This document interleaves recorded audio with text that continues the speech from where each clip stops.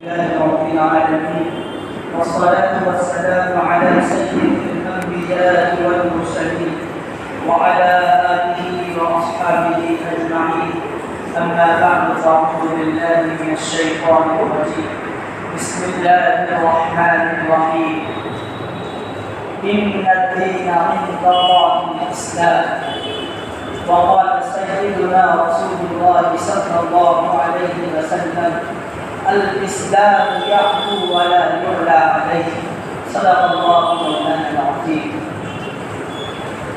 میرے بھائیوں بزرگوں، اللہ تعالیٰ نے ہم سب کو اسلام کی دولت سے نوازا ہے.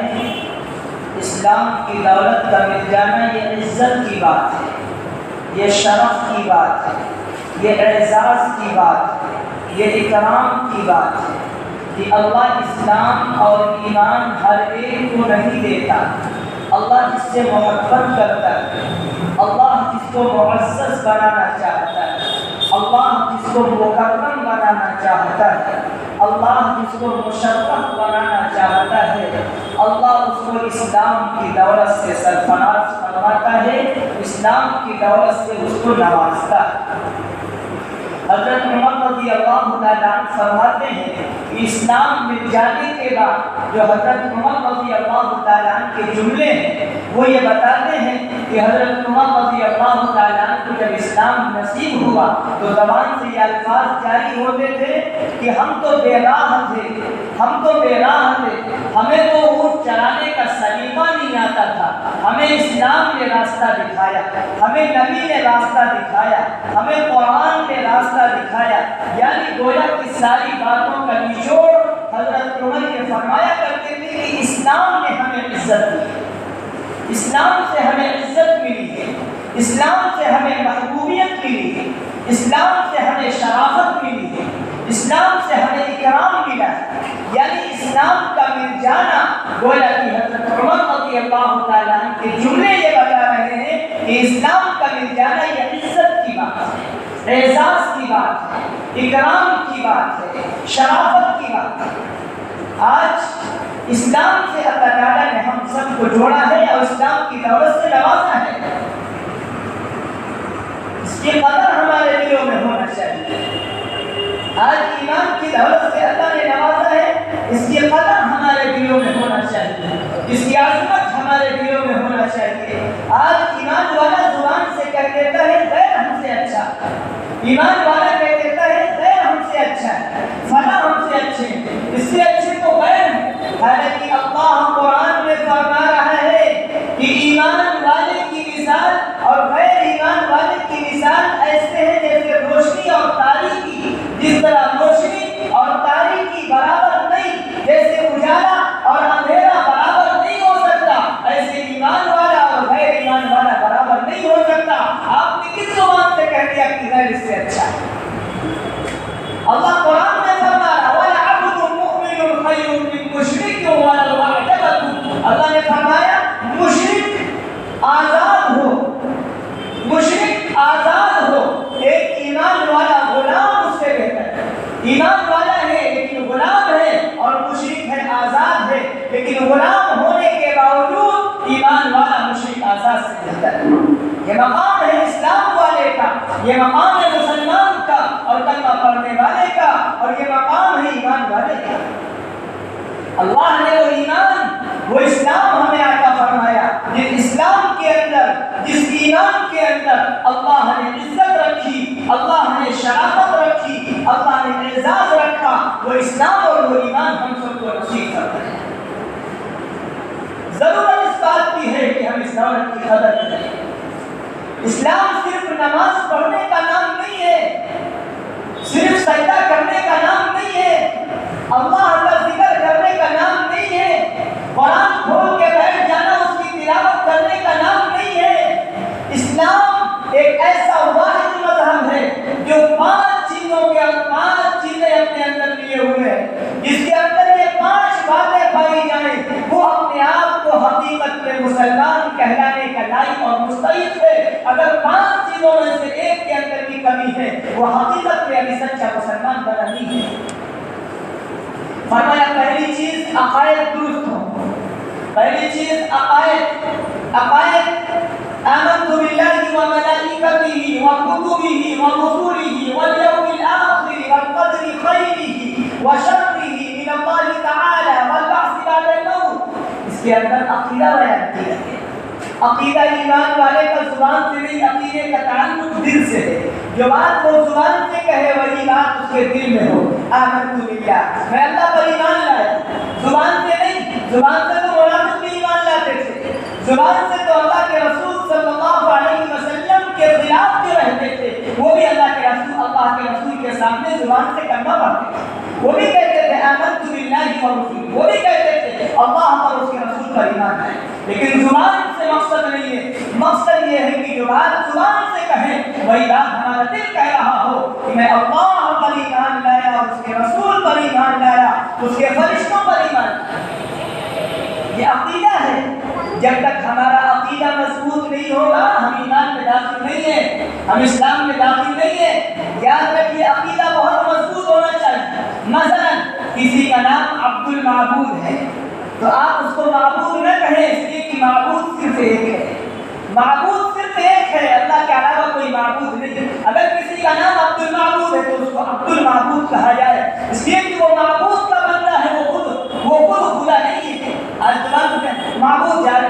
عبد الخالق اگر کسی کا نام ہے تو خالق اس کو نہ کہو، کیوں؟ خالق تو اللہ ہے، اللہ کے علاوہ کوئی خالق نہیں. عبد المالک اگر کسی کا نام ہے تو اس کو مالک نہ کہو، کیونکہ مالک صرف اللہ ہے، اس کے علاوہ کوئی مالک نہیں ہے.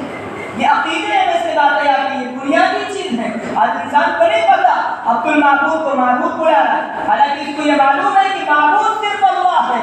عبادت صرف اللہ کی جائے گی اور کی جاتی رہی ہے اور قیامت تک کی جاتی رہے گی. عبادت اس کے علاوہ کسی دوسرے کی ہے.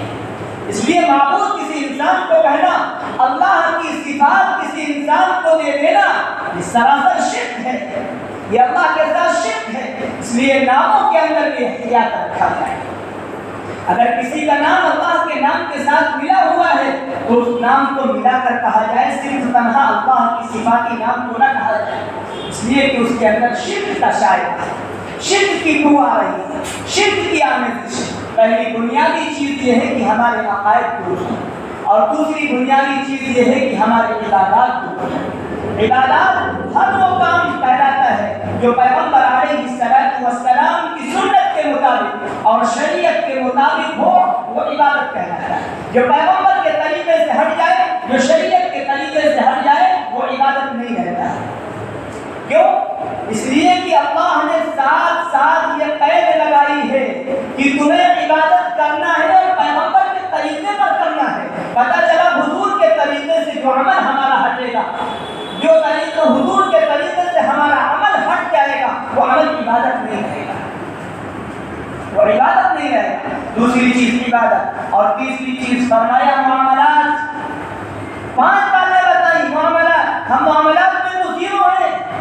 ہم بڑی لمبی لمبی نمازیں پڑھتے ہیں، بڑے لمبے لمبے سجدے کرتے ہیں، تسبیحات بہت لمبی لمبی پڑھتے ہیں اور ذکر و اذکار خوب کرتے ہیں. لیکن جب معاملات کا معاملہ آتا ہے، لین دین کا معاملہ آتا ہے، خرید و فروخت کا معاملہ آتا ہے، تو ساری تسبیحات ہماری رکھی رہ جاتی ہیں، نمازیں ساری ہم بھول جاتے ہیں، اللہ کا ذکر ہم سارا بھول جاتے ہیں. ہمیں یہ نہیں پتا ہوتا کہ ہم وہی انسان ہیں جو مسجد میں جا کے اللہ کے سامنے روتے ہیں اور دوسرے کا حق مانے بیٹھے، دوسرے کا حق دبائے بیٹھے، جس کا لے لیا اس کا دینے کا نام نہیں لیتے.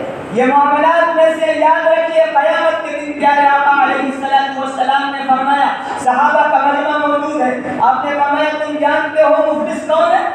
صحابہ نے پوچھا یا رسول اللہ، میں تو یہی سمجھتا ہوں اللہ کے رحمہ ولا دینار ہو، جس کے پاس نہ درہم ہو نہ دینار ہو وہی مفلس ہے، وہی غریب ہے، وہی فقیر ہے. اللہ کے رسول نے فرمایا قیامت کے دن مفلس یہ نہیں ہوگا جس کے پاس پیسہ نہ ہو، جس کے پاس مال نہ ہو، بلکہ قیامت کے دن مفلس کون ہوگا؟ سنو توجہ سے، آج ہمارے گھروں کا، ہمارے محلوں کا اور ہمارے معاملات کا حال یہ ہو چکا ہے. پیغمبر علیہ السلام نے ارشاد فرمایا قیامت کے دن مفلس وہ ہوگا کہ بہت ساری نمازیں پڑھ کے آئے گا، بہت سارے روزے رکھ کے آئے گا، بہت سارے حج کر کے آئے گا، بہت ساری اللہ کی تسبیحات کر کے آئے گا، سارے نیک اعمال کر کے آئے گا.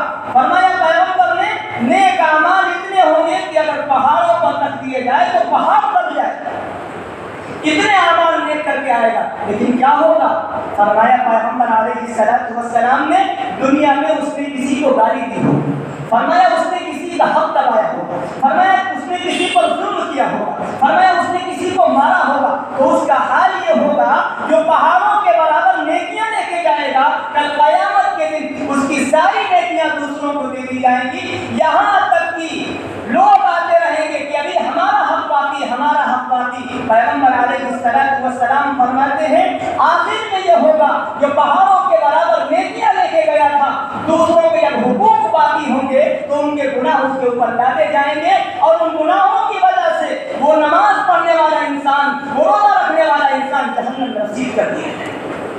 ہم یہ نہ سوچیں ہماری نمازیں ہم کو بخشوا لیں گی، ہمارے سجدے ہمیں بخشوا لیں گے، ساری چیزیں دیکھی جائیں گی، صرف نمازیں نہیں دیکھی جائیں گی، ہمارا معاملات بھی دیکھا جائے گا، ہمارے معاملات کیسے، ہم گھر میں کیسے رہتے ہیں، مسجد میں کیسے رہتے ہیں، جس طرح ہم مسجد میں آ کے شریک بنتے ہیں، کیا یہ شرافت ہماری گھر میں باقی رہتی ہے؟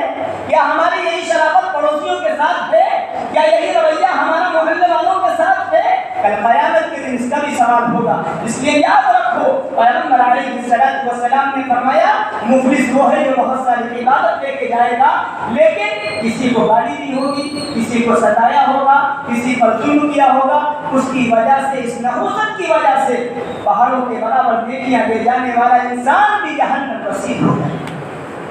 اس لیے اللہ تعالیٰ سے دعا فرمائے کہ اللہ تعالیٰ ہم سب کو اسلام کی صحیح تعلیمات کو سمجھنے کی توفیق عطا فرمائے، اور صحیح دین کو سمجھنے کی توفیق عطا فرمائے، اور صحیح پیغمبر علیہ السلام کی اتباع کی توفیق عطا فرمائے، اور سنت کے اور شریعت کے مطابق زندگی گزارنے کی توفیق عطا فرمائے۔ باقی دو تین باتیں جو معاملات اور معاشرت اور اخلاق کی باقی رہ گئی انشاءاللہ اگلے ہفتے آنے گا۔ الحمد للہ۔